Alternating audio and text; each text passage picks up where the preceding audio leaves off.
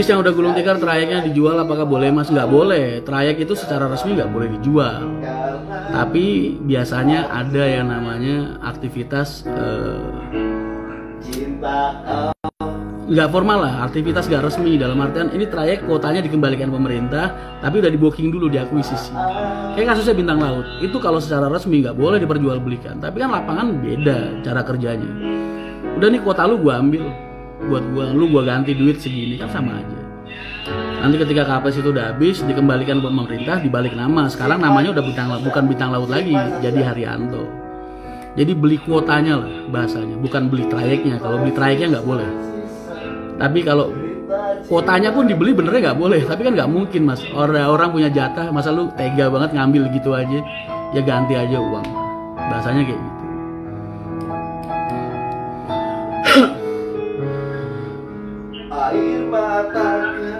Kalau HR laka apa armadanya balik ke garasi? Tergantung. Kalau urusannya udah selesai ya baliknya ke garasi atau ke bengkel repair. Kalau belum selesai ya di kantor polisi. Karena setiap bentuk kecelakaan di jalan itu pasti harus melibatkan pihak yang berwajib. Walaupun ujung-ujungnya duit-duit juga. Mas, kalau mendirikan PO Parwis apa minimal kepemilikan armada minimal 5? Kalau yang pengen dibikin PT-nya, PT itu di notaris cuman akte kesanggupan bahwa kamu akan sanggup mengadakan 5 unit. Karena pengajuan KPS di Spion 6 pendaftaran itu kamu harus punya 5 unit armada. Jadi syaratnya memang harus 5. Mas Yoyo itu lucu tur nggak play, ya. Ya, atau perasaan multiplayer ya itulah yang brengsek emang. Mas, kadang mobil divisi Muria ke Solo, kadang juga ke Madura, Malang itu KPS tukeran apa satu armada punya KPS enggak? Itu bahasanya penyimpangan yang tadi aku bahas. Yang tadi aku bahas. Itu benernya peraturan yang kami pengusaha bis nganggep kalau peraturan itu salah karena harusnya KPS itu nempelnya di perusahaan bukan di bis. Kalau di bis jadinya kayak gitu.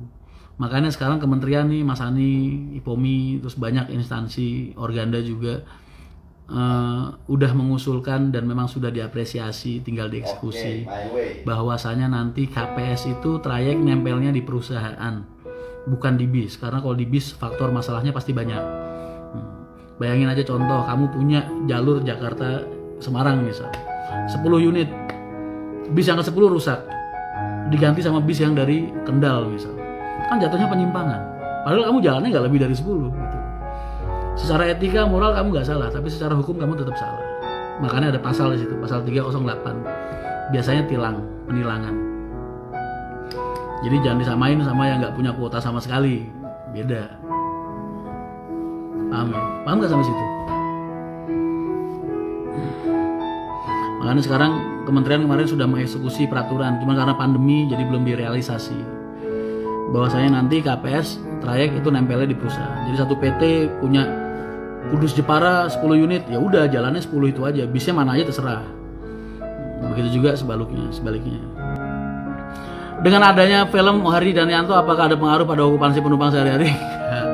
Mas, aku udah pernah ngingetin ke kalian. Kalian kalau nggak percaya silahkan disurvei sendiri. Aku pernah bikin statement bahwasanya media sosial yang ada di media sosial, okupansi penumpang Haryanto yang ada di media sosial, YouTube kayak apa kayak, itu nggak sampai 5% dari okupansiku setiap hari, setiap saat. Kalau kalian nggak percaya, besok kalian ke terminal bis sebelum berangkat kalian naik, kalian tanya satu persatu penumpang, ada yang tahu Haryanto Mania nggak? Ada yang tahu Hari dan Yanto nggak?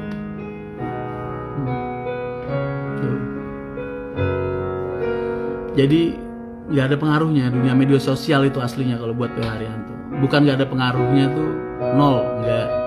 Kalian berpengaruh banget buat mengembangkan nama PH Haryanto di dunia media sosial. Tapi kalau ada hubungannya sama marketing, cuma 5%.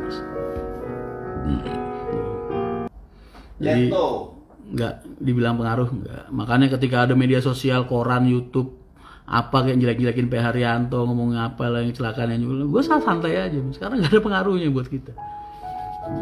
Tapi kalau dibuat di dunia media sosial, kalian berpengaruhnya ya ini, antar pengguna yang 5% ini pengaruhnya gede banget. Dan kalian sukses bikin perusahaan ngerasa adem, dingin di media.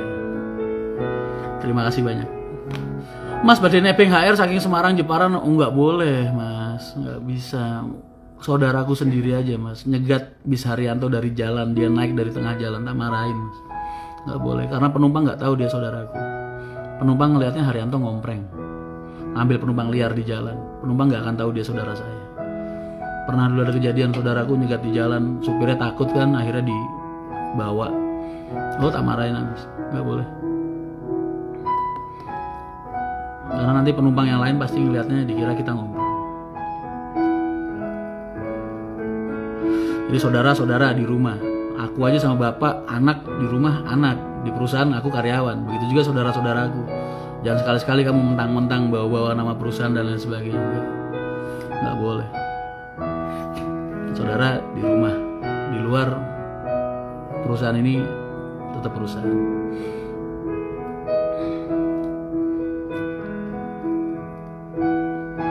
Untuk bis 1 sekali jalan agar biaya operasional ya, belum maintenance bulanan, belum kebutuhan cicilan bulanan, belum yang lain-lain yang sifatnya bulanan. Kalau untuk operasional harian aja, paling enggak bis itu PP 1 kali jalan, 1 arah nih sekali jalan, minimal harusnya sekitar 15 orang minimal. Itu baru nutup operasional. Jadi dari timur 15, dari barat 15. Kalau kurang dari itu ya wassalam, nombok berarti. Itu belum maintenance bulanan yang dia rusak, yang dia kecelakaan, mungkin kalau misalnya lagi kecelakaan, belum yang dia buat kalau bisa masih ngangsur cicilan juga belum. Maaf sebelumnya mau tanya Mas, Hendra Ahok dulu tahun 2018 apa pegang brongset all jurusan Magetan? Terima kasih. Kayaknya iya. Jadi dulu pernah di Haryanto, terus karena masalah sama kalian mungkin denger lah, kalau aku mecat wakil divisiku Solo, anak buahnya sekaryawannya semua sekitar 12 orang, tak keluarin semua orang kantor, wakil divisiku. Nah karena banyak masalah, dan salah satunya yaitu Ahok juga dulu pernah ada masalah sama dia juga, terus dia keluar ke Gunung Harta, terus dia balik lagi. Jadi kalau di perusahaan ini jangan kenal temen. Lu temen sama gue di luar, di dalam perusahaan tetap ada birokrasi yang harus kita jaga. Walaupun aku sebaik-baiknya aku sama dia, sedekat-dekatnya aku sama dia, ketika dia melakukan sebuah kesalahan dan itu harus keluar, tetap tak keluarin. Gak peduli sedekat apapun dia sama aku.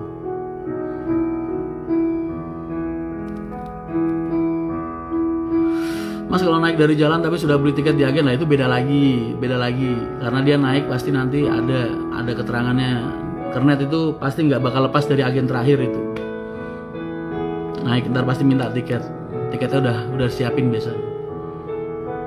Peduli dia saudaraku. Dulu pernah ada saudaraku yang ikut di sini kerja bagian keuangan, bagian penggajian karyawan, dan dia nakal di situ. Akhirnya tak keluarin, tak bongkar, tak ributin, tak keluarin. Karena dia udah dolim sama karyawanku. Jadi jangan berbicara tentang keluarga di situ, jangan berbicara tentang teman di situ. Makanya aku takut mercayain kesejahteraan anak-anak sama orang tuh kayak gitu. Takut kalau orang yang aku percaya malah dolim sama karyawanku. Oke Mas Mujib. Mas kemarin lihat ada PO lain tujuan Solo, ambil penumpang di pintu keluar tol Kukusan Depok Mas, gak coba survei Mas? Ngambil penumpang itu apa ya? Agen penumpangnya nyegat di situ atau gimana? Soalnya kalau kita udah punya agen di sekitar situ, terus kita buka agen lagi di situ, itu juga nggak bagus Mas. Karena nanti akan berpengaruh terhadap loyalitas dia.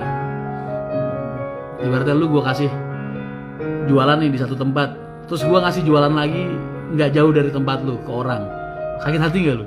Harusnya sakit hati, karena pasti rezeki kamu jadi berkurang. Begitu juga dunia transportasi. Kalau perusahaannya mungkin diuntungkan, setiap 5 meter ada agen juga gue malah untung. Tapi kan kita harus punya rasa tanggung jawab sama orang yang sudah kita terima. Kita punya tanggung jawab buat mensejahterakan dia, nyukupin dia, bukan malah ngurangin pendapatan dia demi pendapatan kita. Itu juga nggak bagus.